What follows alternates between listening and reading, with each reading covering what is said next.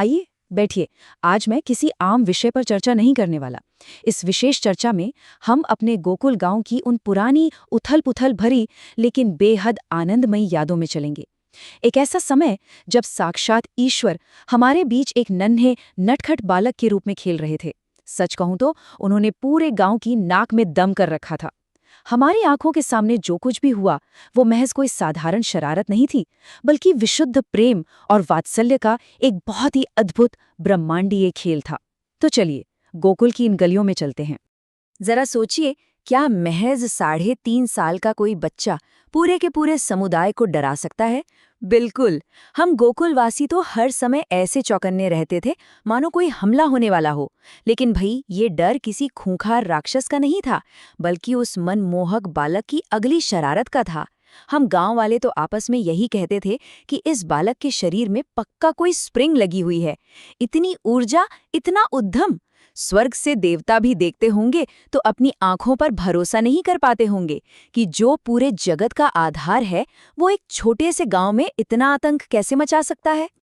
अब जरा उनकी दिनचर्या ही देख लीजिए, जो मैया यशोदा को सूरज के पूरी तरह उगने से पहले ही थका कर रख देती थीं। सुबह सुबह 6 बजे ही ठाकुर जी सबसे पहले यमुना तट पर जाते और अपने पैरों के नूपुरों में बालू भर लेते, ताकि छम छम की आवाज ना हो और मैया को उनके भागने की भनक भी ना लगे। फिर 7 बजते बजते सोती हुई गायों को झकझोर कर जगाते और बलराम जी के साथ उनके सींग पकड़कर झूलने लगते। बेचारी गाय परेशान होकर गोबर के ढेर में जा खड़ी होती और जैसे ही बालक की पकड़ छूटती, सीधे गले तक गोबर में जा गिरते। मैया तो उन्हें नहलाते नहलाते ही आधी पस्त हो जाती थी। हमारे गांव में हर दिन एक बड़ा ही दिलचस्प बंटवारा देखने को मिलता था। एक तरफ थीं गांव की गोपियां, जिनकी वास्तविकता थी लगातार मक्खन की चोरी होना, पतियों के साथ होने वाली नई नई शरारतें और पूजा पाठ का बर्बाद होना। वो रोज नई शिकायतें लेकर आती थीं। लेकिन दूसरी तरफ था माता यशोदा का अटूट विश्वास। मैया को लगता था कि उनका लाला तो दुनिया में सबसे सीधा और मासूम है। उन्हें पक्का यकीन था कि ये बड़ी बड़ी गोपियां जानबूझकर उनके सीधे साधे मेहनती बेटे पर झूठे इल्जाम लगा रही हैं। और सच मानिए, यही विरोधाभास गोकुल के हर दिन को इतना रोमांचक बनाता था। और ये मत सोचिएगा कि ये बच्चे कोई यूं ही चोरी करते थे। इनकी टोली का काम करने का तरीका किसी चतुर और प्रशिक्षित सेना से कम नहीं था। बाकायदा एक बाल गोपाल चोर प्रचार प्रसार मंडल बना हुआ था। इनकी रणनीति बहुत ही सटीक थी। सबसे पहले महिलाओं का ध्यान भटकाने के लिए गौशाला जाकर सारे बछड़े खोल देते। जैसे ही महिला घबराकर बछड़ों के पीछे भागती, पीछे से ठाकुर जी छुपकर मीठा दही ढूंढ लेते। और अगर कभी पकड़े जाने का डर होता तो सीधे चूल्हे में पानी या कोयला डाल देते। मतलब गुस्सा भी ऐसा कि पूरा खाना ही चौपट कर दिया। लेकिन यहाँ एक बात समझनी बहुत जरूरी है। चुराया हुआ सारा मक्खन ठाकुर जी अकेले नहीं खाते थे। उनका मुख्य उद्देश्य तो अपने सखाओं को खिलाना होता था। और अगर उसमें से भी कुछ बच जाए तो वो गांव के बंदरों को लुटा देते थे। गोपियां तो यही शिकायत करती थीं कि मैया, तेरा लाला खुद खाए तो हमें कोई दुख नहीं, पर ये तो हमारे घर का मक्खन बंदरों में बांट देता है। लेकिन गहराई से देखें तो ये सिर्फ एक शरारत नहीं थी। ये अपने दोस्तों और यहाँ तक कि बेजुबान जानवरों के प्रति एक गहरी करुणा थी, एक तरह का उदार पुनर्वितरण। इन हरकतों से पूरा समुदाय हर वक्त भौचक्का कर रहता था। अब एक गोपी की ही बात ले लीजिए। वो बेचारी अपने घर में सत्यनारायण भगवान की पूजा के लिए पंजीरी भून रही थी। तभी बालक कन्हैया आकर कहते हैं, भाभी, असली भगवान तो मैं ही हूँ, मुझे ही भोग लगा दे। जो गोपी ने उन्हें डांट कर वहां से भगा दिया, तो जानते हैं उन्होंने क्या किया? उन्होंने सड़क से कुत्ते के 2 छोटे पिल्ले उठाए और उन्हें सीधे भगवान के उस पवित्र सिंहासन पर लाकर बैठा दिया। पूरा पूजा घर अपवित्र हो गया।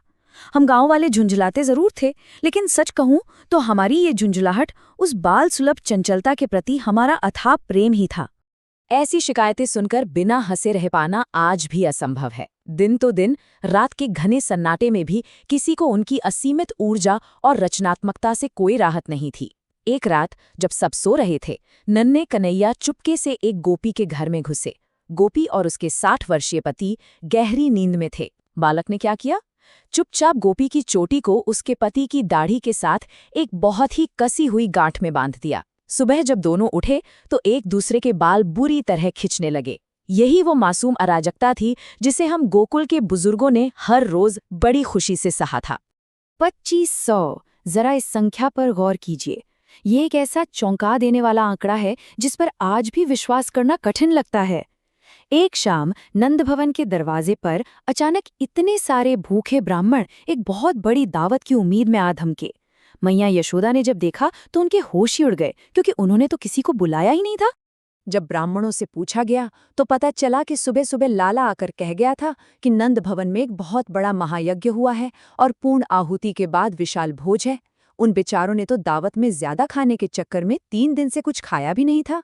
असल में ठाकुर जी ने अपने मित्रों के साथ सूखे पत्तों को इकट्ठा करके एक नकली यज्ञ का खेल खेला था, जहां वो बस स्वाहा स्वाहा बोल रहे थे, और खेल खेल में ही गांव के सारे ब्राह्मणों को न्योता दे डाला।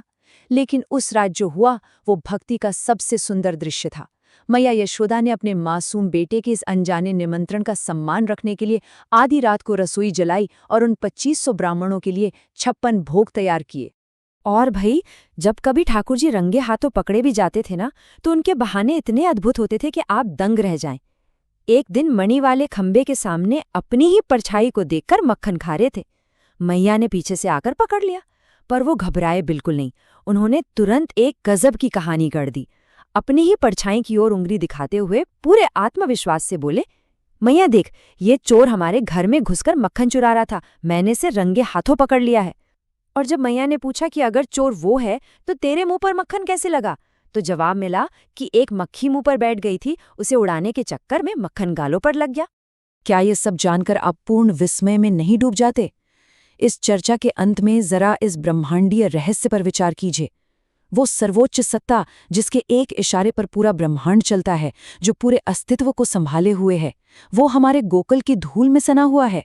वो एक साधारण गांव की महिलाओं से डांट खा रहा है, बच्चों के पीछे पीछे भाग रहा है और अपनी माँ के हाथ में एक छोटी सी छड़ी देखकर भयभीत हो रहा है। भगवान असल में किसी जटिल ज्ञान या कठोर वैराग्य से नहीं, बल्कि हम गोकुलवासियों के इसी निष्काम, परेशान और विशुद्ध प्रेम से बंधे हुए थे। तो क्या हम अपने जीवन में उस मासूम और निस्वार्थ प्रेम को जगह दे रहे हैं, जो स्वयं ईश्वर को भी बांध सकता है? जरा सोचिएगा।